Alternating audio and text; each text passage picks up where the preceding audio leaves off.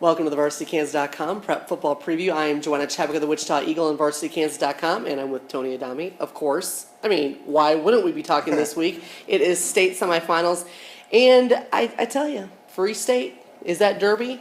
Wow. Is this the game of the playoffs? I'm covering this game. I feel like I'm going to have to be there at about 5 o'clock just to make sure I get a seat. It is the game of the playoffs, especially after what Free State did last week. I mean, stunning Northwest score 14 points in the last 45 seconds of the first half, and that was a knockout punch right there. That was Holly Holm to Ronda Rousey's head right there, and they were done. You just brought in Ronda Rousey. That is phenomenal.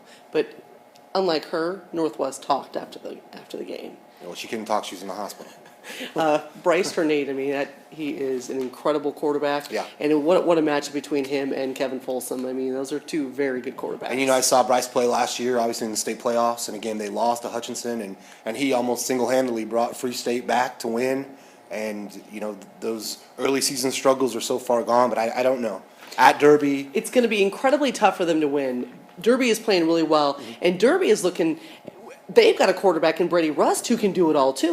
This kid really impresses me. I had him for 7 of 10 passing against Junction City for more than 100 yards, plus the way he runs the ball. And then, they ran into a situation where Christian Breedlove got injured in the first half, and yet here comes Brody Kuzer, and he steps in and goes for 100 yards that game. And the thing with Brady Rust is if he can get past your first level of defense, it's breakaway speed, it's a move to the sideline. He's almost impossible to stop. So if you can't stop him in those first 5 to 10 yards, then he's out of there. He is really quick, and I think that this matchup is going to be very good also because I like Derby's defense. I think Derby's defense is stronger than Northwest defense, and I think that maybe they'll be able to hold them in check a little bit. Although, man, Junction City, they had some incredible speed, and they were able to get around the edges on Derby. With Derby, if they're going to put pressure in the pocket, Ryan Stang, their great defensive end, has a knack for it. He can get his hands up. He's about 6'4", so that can cause some problems. But yeah, this is a game we're always looking forward to.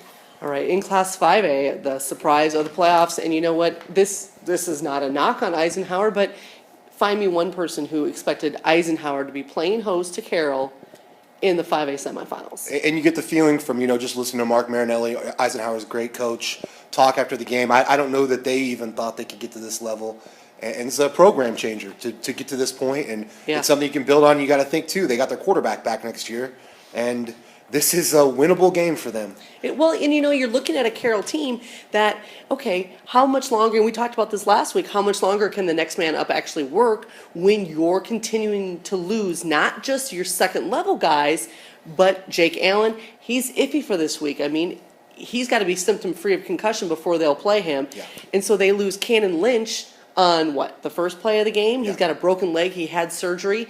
And so you go down to Braden Howell, Colton Howell's little brother. It's amazing. It hasn't taken a snap all season.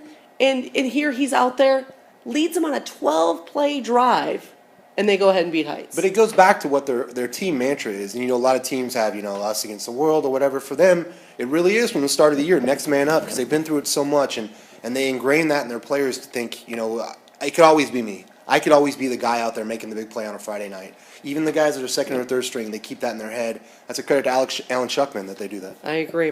All right, looking at Class 4A, Division I, it's Hayden at Andover Central. I know that Andover Central has got saying, hey, maybe Hayden's going to overlook us. They're healthy, they've got that trio of studs and Peyton Husig, Daraja Parnell, and Jordan Birch. But man, they gave up 34 points to Abilene.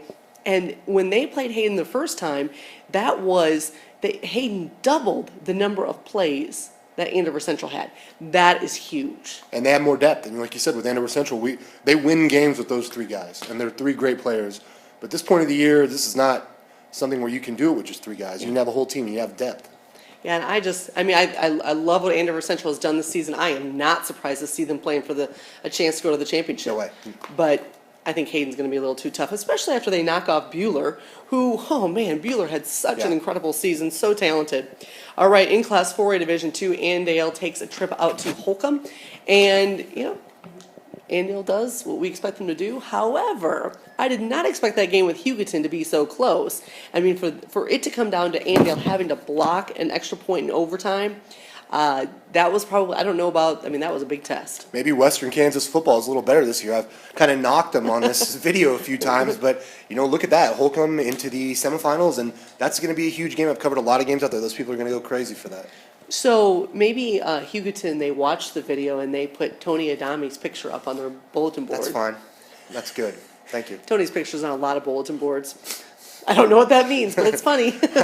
Talk a lot of smack, that's why. Class 3A Collegiate at Halstead.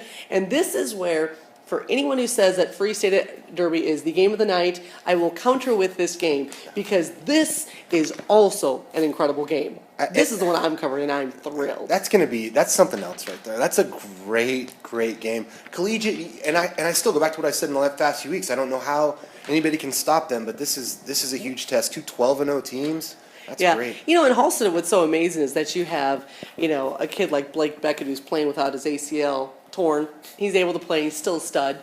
You see Eli Halstead McKee. for you. Yeah. Totally amazing. I mean, he's just so tough. And Eli McKee is just a really elusive quarterback. And then you look at Collegiate, which has only gotten stronger. And maybe it's not that they've gotten stronger. It's maybe that we've just seen them. Because there for a period of time we weren't watching them because they were playing teams that weren't very good. And yet what they did to Norton, they didn't score on their first drive. They scored their next 8. And they shut down Nathan Burgoyne, who is an incredible running back.